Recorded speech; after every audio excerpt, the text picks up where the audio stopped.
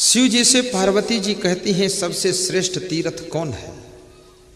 शिव जी कहते हैं पार्वती गुरु भावा परम तीर्थम, गुरु भक्ति श्रेष्ठ तीर्थ है। ये सबसे पवित्र तीर्थ है गुरु भक्ति। अन्य तीर्थम निरर्थकम, शिव जी कहते अन्य तीर्थ तो निरर्थक है, ये सबसे बड़ा तीर्थ है, श्रेष्ठ तीर्थ है भक्ति। भक्ति को तीर्थ कहा है। और फिर कहा सर्व तीर्थमयम देवी श्री गुरोस चरणाम्बुजम, जो वैराग्यवान ब्रह्मचारी त्यागी तपस्वी गुरु हैं उनके श्री चरणों में सब तीर्थों का फल प्राप्त हो जाता है।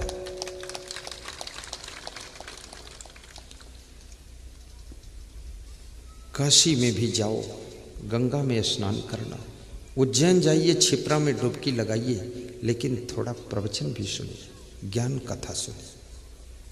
इसलिए मैंने उज्जैन में क्षिप्रा माँ के तट पर भव्य आश्रम बनाने का निर्णय लिया है कि वहाँ जो अमावस्या को स्नान करने लोग आए तो क्षिप्रा माँ में स्नान करने के बाद ज्ञान और सत्संग में भी स्नान करें तो उनके मन के पाप ताप संताप मिटेंगे और संस्कार मिलेंगे तो उनका संसार सुखी हो जाएगा।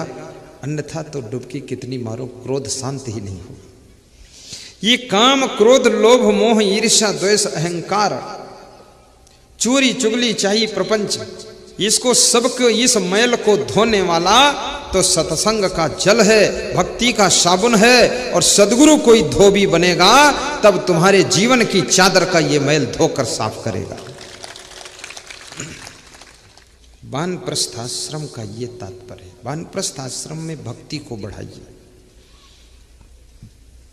सत्संग में ज्यादा समय दीजिए, अपने बच्चों के ऊपर क्रोध मत कीजिए, उनको क्षमा कीजिए, सही मार्गदर्शन दीजिए, गम खाकर रहिए, बहुओं की प्रशंसा कीजिए, बहुओं से कहिए कि तुम बहुत अच्छी हो, तुम आ गई तो घर संभाल लिया, अब हमारे से तो नहीं संभल पाता है, और संभाला तो तुमने ही पहले से, पर कहो ऐसा ताकि बहू खुश हो जाए और उनको सौंप दो।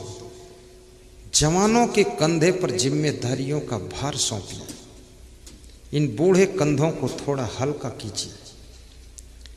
आपके घर में कोई बच्चा बूढ़ा जवान फ्री नहीं रहना चाहिए, सबकी जिम्मेदारियां होनी चाहिए, हर व्यक्ति का दिमाग बिजी रहना चाहिए, किसी को खाली छोड़ना ही नहीं, सबको ड्यूटी लगा देना है।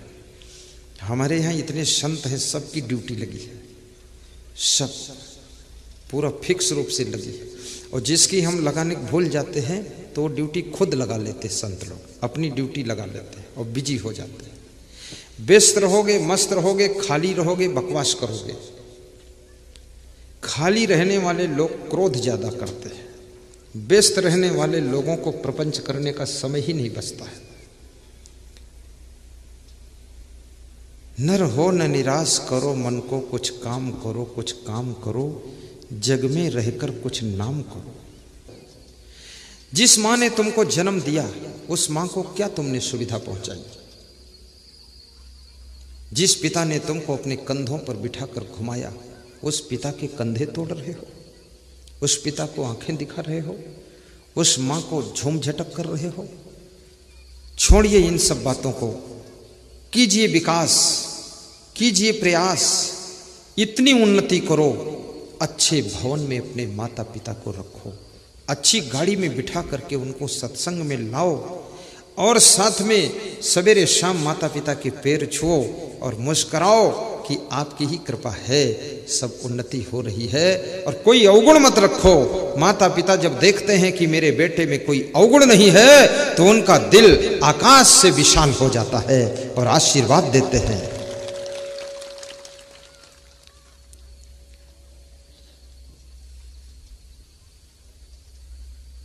प्रातःकाल उठी कै रघुनाथा, मात पिता गुरु नामहि माता। कितने लोग तो अपने माता पिता के भी पैर छूने में शर्माते हैं, बड़े अजीब लोग हैं। माता पिता के पैर छूने में शर्म लगती है। कितने लोगों को तो गुरु के भी चरण छूने में शर्म लगती है। ये शर्म नहीं है, ये भीतर अभिमान बैठा हुआ है, घमंडी दास। शर्म नहीं है। अरे तुम्हें लेटरिन करने में शर्म नहीं लगती, होटल खाने में शर्म नहीं लगती, दारू पीने में शर्म नहीं लगती, बीड़ी पीने में शर्म नहीं लगती, तब तो तुम बेशर्म बन जाते हो। और माता पिता गुरु के पैर छूने में शर्म लगती, हाथ जोड़ने में शर्म लगती है, गोबरदास कहीं के। तो विवेक तो तो मैं तो बड़ा सोचता हूं विचित्र रूप से। सिया राम मई सब जग जानी, करहु प्रणाम जोरि जुग पानी। सिया राम मई सब जग जानी, करहु प्रणाम जोरि जुग पानी। नारियों में सीता का दर्शन, पुरुषों में राम का दर्शन। भगवान श्री राम ने कहा है नवधा भक्ति में जो सातवीं भक्ति है ना बाबा, सातवीं भक्ति में राम कहते हैं। शिवरी को सुना रहे हैं, अभी सभी भक्ति सुनाऊंगा पर सातवीं पहले सुना देता हूं।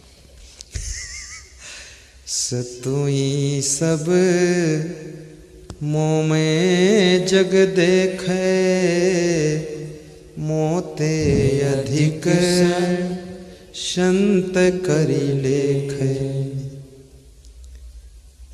सातवीं भक्ति में राम कहते हैं कि मेरे समान संसार के नर नारियों को देखना। भगवान राम की नम्रता की चरम ऊंचाई पर है। राम कहते मेरे समान संसार के नर नारी हैं। ये नहीं कहते मैं इनसे सबसे बड़ा हूं, कहते मैं इनके समान हूं और इनको मेरे समान समझकर प्रणाम कर लेना। मैं तो नहीं मिलूंगा, मेरे चरण नहीं मिलेंगे, लेकिन मेरे रूप में रूप को बदल करके ये संसार के नर नारी मिलेंगे।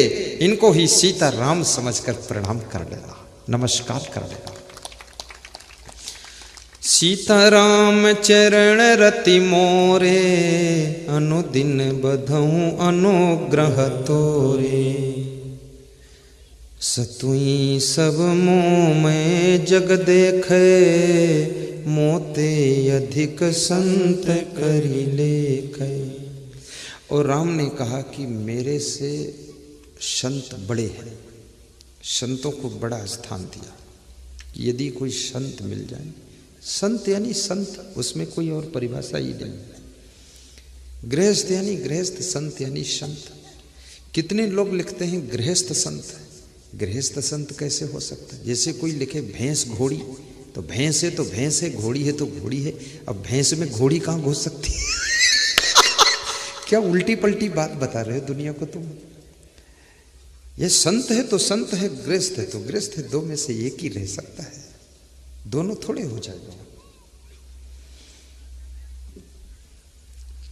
संत का दर्जा भगवान ने अपने से बड़ा बताया है, इसलिए संतों को बहुत सावधान रहना चाहिए और जनता को भी सावधान रहना चाहिए। जो संत नहीं उसको संत मानो मत। जो गाय नहीं है, गधी है, उस गधी को गाय मानोगे तो धोखा तो होगा ही। दो लात मारेगी, मुंह टूटेगा, फिर चिल्लाते घूमोगे, गाय की निंदा करोगे। अरे घूम के देख लो, ये गाय ने लात मारा कि गधी ने मारा है, और तुम देखते ही नहीं मारिस कौन लात है, और निंदा गाय की कर रहे हो और गधी ने लात मारा है। ये संत है, बहुत ऊंची डिग्री है, ये साधारण नहीं है। ये साधु के कपड़े लपेट लेना, उस तरह का पगड़ी बांधना, तिलक लगाना, माला पहनना, ये तो साधारण बात है, कोई कर सकता है। लेकिन इस तिलक का अर्थ क्या है? चंदन शीतल होता है। चंदन का तिलक लगाने का अर्थ ये है कि जैसे चंदन शीतल होता ऐसे आपका माथा भी शीतल रहना चाहिए। कृपया भस्मासुर दिमाग नहीं होना चाहिए, ठंडे रहना चाहिए। दूसरा, चंदन में खुशबू होती है तो आपके सत्कर्म ऐसे हों, सदचरित्र ऐसा हो जो आपकी खुशबू, आपकी सुगंध फैलनी चाहिए, दुर्गंध नहीं फैलनी चाहिए, तब चंदन का तात्पर्य है। ऐसे चंदन से माथा पोतो और भस्मासुर बने रहो, कोई मतलब ही नहीं है।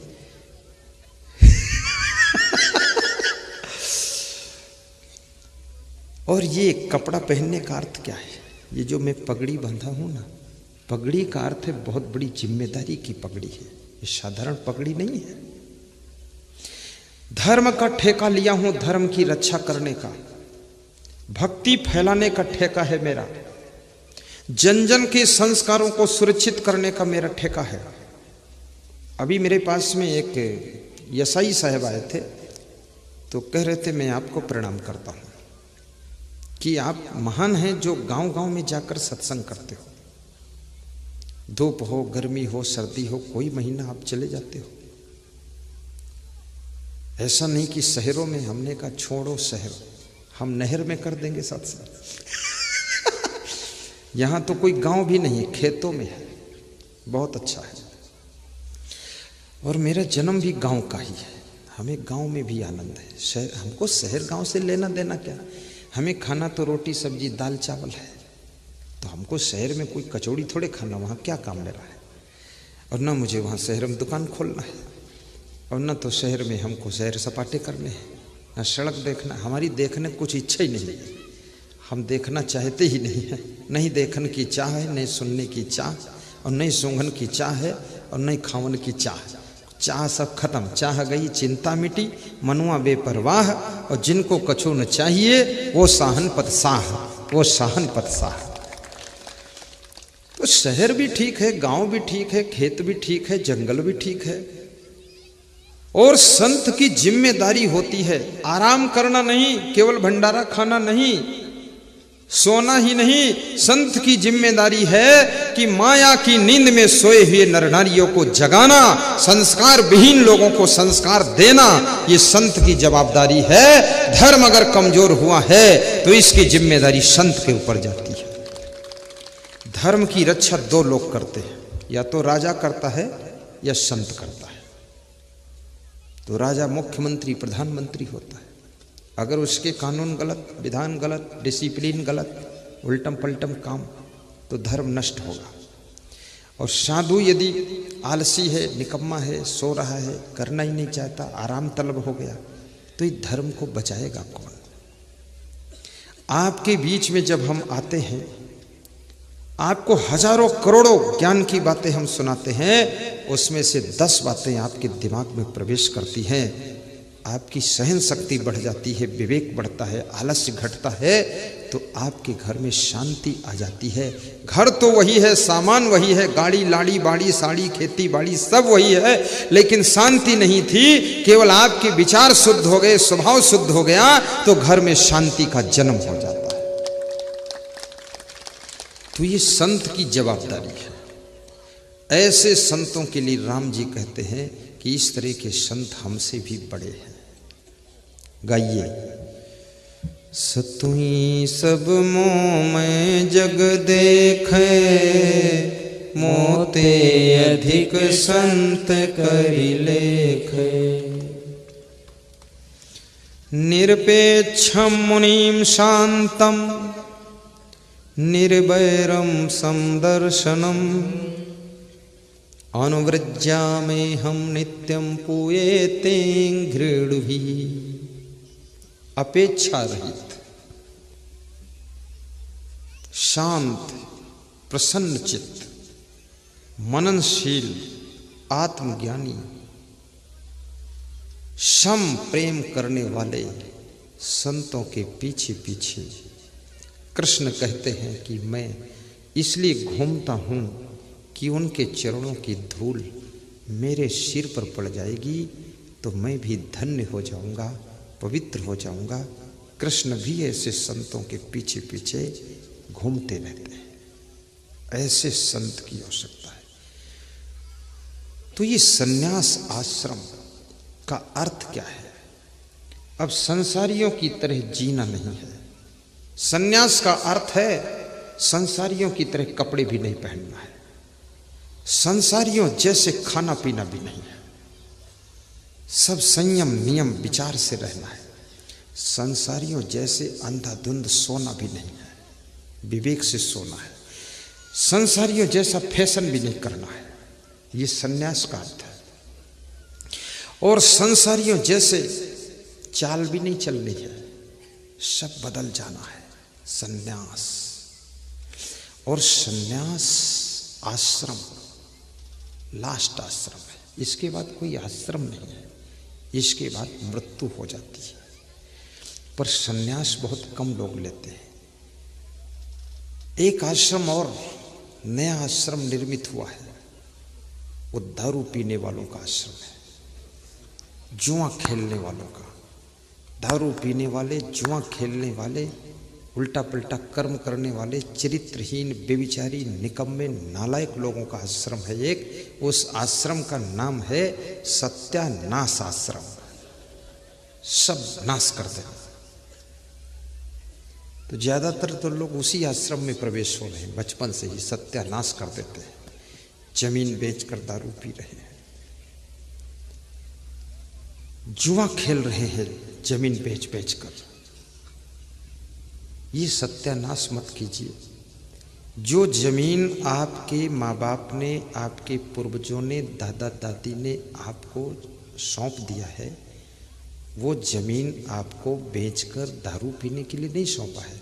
वो जमीन इसलिए सौंपा है कि इस जमीन में खेती बाड़ी करके अपने परिवार को पालना और आने वाली पीढ़ी को ये ज़मीन वापस लौटा देना।